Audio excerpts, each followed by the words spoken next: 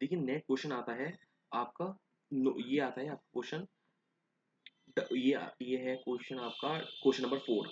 देखो question number 4 में भी हमें ईवी निकालना है। बहुत सिंपल क्वेश्चन है कि ईवी कैसे निकालते हैं।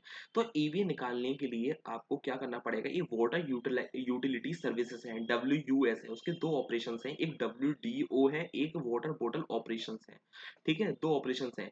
गवर्नमेंट ने कुछ रेगुलेशन लगा रखे हैं WDO के ऊपर, वाटर डिस्ट्रीब्यूशन ऑपरेशन, क्योंकि उसको वो मोनोपोली का बेनिफिट ना ले ले, इसलिए उसकी गवर्नमेंट ने कुछ रेगुलेशन लगा रखी हैं। गवर्नमेंट ने कहा है कि आपको जो ROC लेवल है वो 7% ज़्यादा नहीं करना, लेकिन वाटर बॉटल ऑपरेशन कोई regulation regulated by the government का नहीं है। ऐसे केस में हम अपना जो प्रॉफिट है वो इंक्रीज कर सकते हैं। अब हमें ईवी निकालना है, किसका निकालना है, WUS का। कंफ्यूज मत होना कि हमें WDO का निकालना है या WBO का निकालना है। जो क्वेश्चन में दे रखा है कि WUS का निकालना है तो WUS का ही निकालेंगे। तो सबसे पहले आंसर भी देखते जाते हैं साथ साथ कि देखो अगर, और हाँ, एक इस क्वेश्चन में एक चीज और है कि जब भी हम, मैं बता देता हूँ आपको, जो हम जो लेते हैं, हम ईवी निकालने के लिए हमें तीन चीजें पता होनी चाहिए। एक नोपेड पता होनी चाहिए, एक एक हमें WACC पता होनी चाहिए, और एक हमें कैपिटल एम्प्लॉयड पता होना चाहिए। जो नोपेड होता है उसके जो एडजस्टमेंट होते हैं, हमेशा अगर हम 23-24 का निकाल रहे हैं तो 23-24 को तो लेंगे हम, उसका नोपेड के जो एडजस्टमेंट होंगे वही लेंगे। लेकिन जो कैपिटल एम्प्लॉयड जो लिया जाता है वो हमेशा ओपनिंग कैपिटल एम्प्लॉयड लिया जाता है।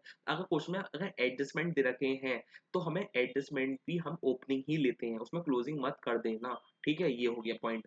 तीसरा पॉइंट एक और है इसमें, वो मैं आगे बताऊंगा इस क्वेश्चन करते करते ही।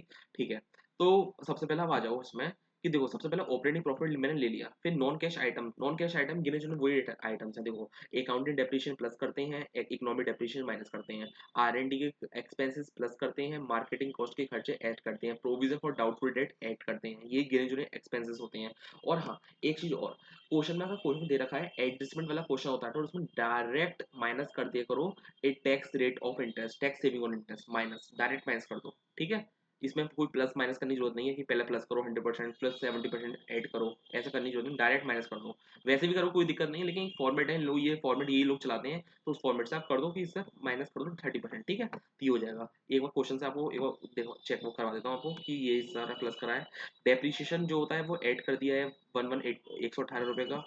ठीक है, और 14 रुपीज़ का हमने नॉन कैश आइटम प्लस कर दिया है। नॉन कैश आइटम ये 14 का ये कर दिया, R&D करता 24 और 4 का ये ले लिया। एक बार देख लो सारा, 4 ये ले लिया, 24 ये ले लिया।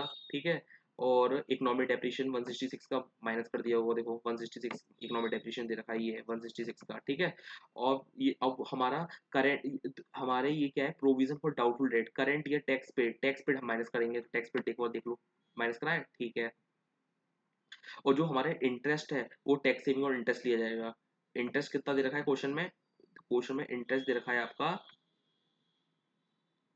ये दे रखा है, हम्म, ये रखा है फाइनेंस चार्ज 46 का, तो उसका टैक्स सेविंग ले लिया, 30% कर दिया, तो ये माइनस कर दिया माइनस का।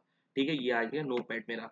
फिर अपना कैपिटल एम्प्लॉयड ले लेंगे। अब क्वेश्चन में आता है एक कंफ्यूज और हो सकते हो आप कि फोर, अब हमने ये जो कैपिटल एम्प्लॉयड जो लिया है वो ओपनिंग लिया है, ये तो चलो पता है हमें कि ओपनिंग लेने हैं। ठीक है, लेकिन ये भी तो ओपनिंग है 1422, ये क्यों नहीं लिया, क्योंकि नहीं, इसलिए नहीं लिया क्योंकि क्वेश्चन दे रखा है कि खाली ओनली WDO का है, इसलिए हमने WDO का है इसलिए हमने नहीं लिया 1422, हमने लिया है 1495, 1495 लिया है करोड़।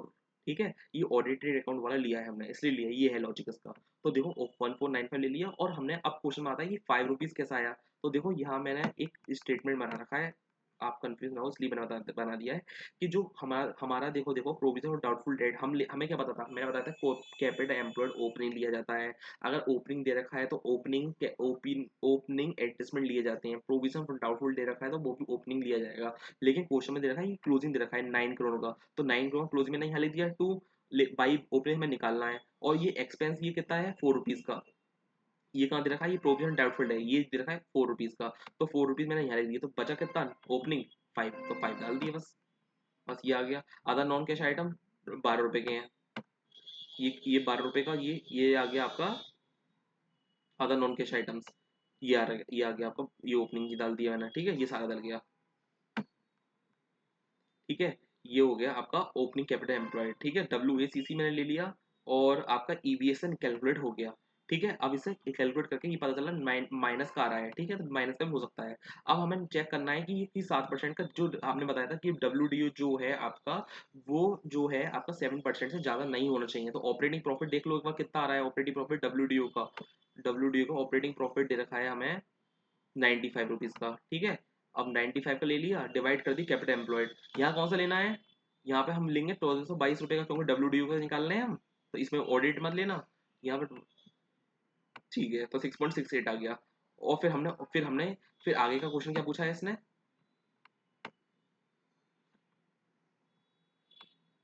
हमने ये निकाल दिया और ये निकाल दी। और बाकी का ये हमें कैसे इंप्रूव करना है प्रॉफिटेबिलिटी को, ये तो हम थ्योरी का, ये थ्योरी कोई काम की नहीं है सेट बी के एमसीक्यू में। बस इतना हो गया कंप्लीट, करते हैं नेक्स्ट क्वेश्चन को।